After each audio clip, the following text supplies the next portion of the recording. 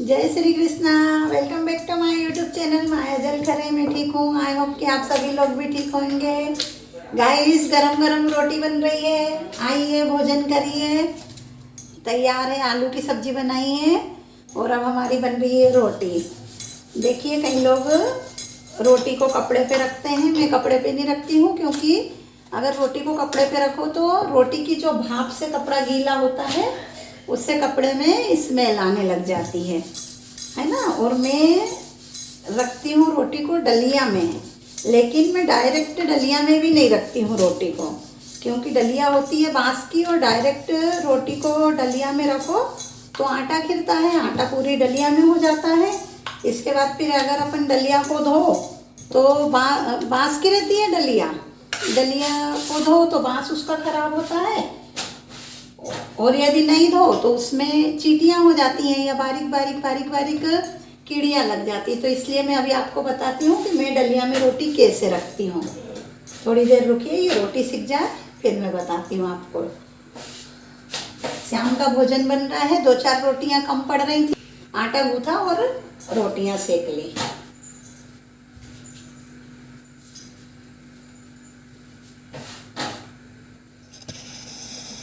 ये देखिए, मैं रोटी भी इस प्रकार से सेकती हूँ कि उसकी किनार भी कच्ची नहीं रहे। ये देखो, ऐसे सेकने से रोटी की किनार कच्ची नहीं रहती है।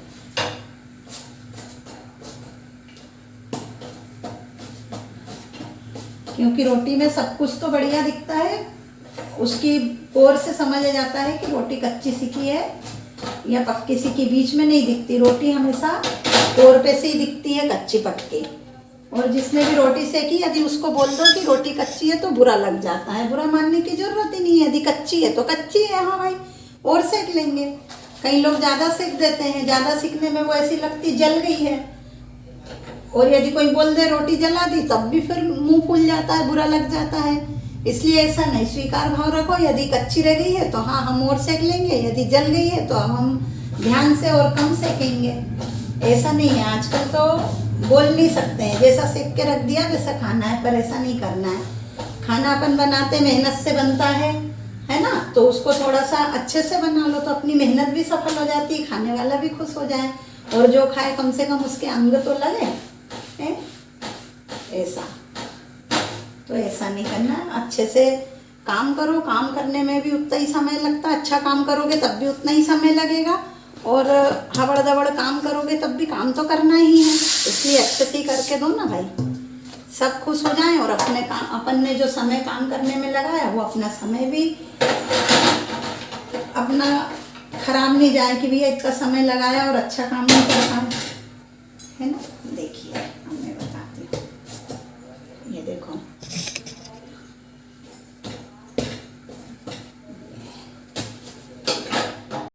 देखिए मैं रखती हूँ इस प्रकार से रोटी।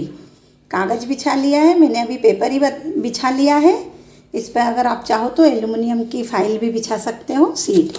और देखो, इसके नीचे है ये डलिया। आप देखोगे ये डलिया को लगभग मैं साल भर से यूज़ कर रही हूँ, लेकिन आज भी नहीं है, एक भी बार नहीं धुली है ये डलिया। ये देखो, आगे से भी पीछे भी।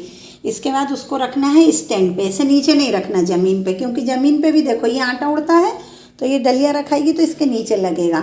होता ये है कि बारिश में तो बारीक इसमें ऐसे कीड़े हो जाते हैं जो हमको बहुत ध्यान से देखना पड़ते हैं, तब दिखते हैं। तो ये इसको ऐसे स्टैंड पे रखा, उस पर रखा ये कागज़। यदि आपके पास एल्युमिनियम की फाइल है तो वो भी रख सकते हैं, और उस पर रखी रोटी। बस ये देखो, इसमें थोड़ा सा भी आटे की एक रज भी नहीं है। कई बहनें क्या करती हैं, इधर बना रही रोटी और इधर गैस के चूल्हे पे रख दी डलिया। अब इसमें जब ये रोटी रखेंगे, है ना, तो इस रोटी में से जो आटा खिरता है वो डलिया में तो खिरेगा, साथ में ये बर्नल पे भी गिरता है। तो कई घरों में ऐसा होता है कि बर्नल के 4 छेद जल रहे हैं, फिर लो अंदर है, फिर जल रहे हैं, या फिर लाल नीली पीली लो निकल रही है।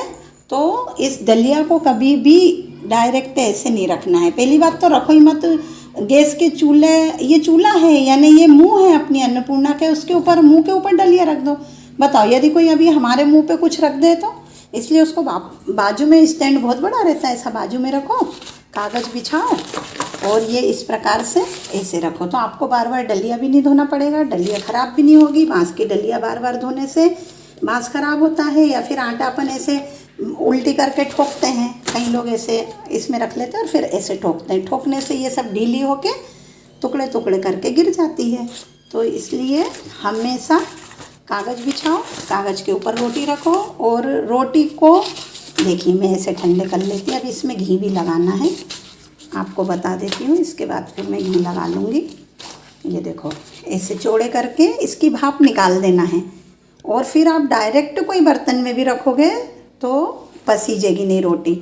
और यदि इस रोटी को आपने गरम कुनकुनी कैसे भी यदि कपड़े पे रख दी, तो जब भी डब्बा खोलोगे रोटी का, उसमें से स्मेल आएगी आपको।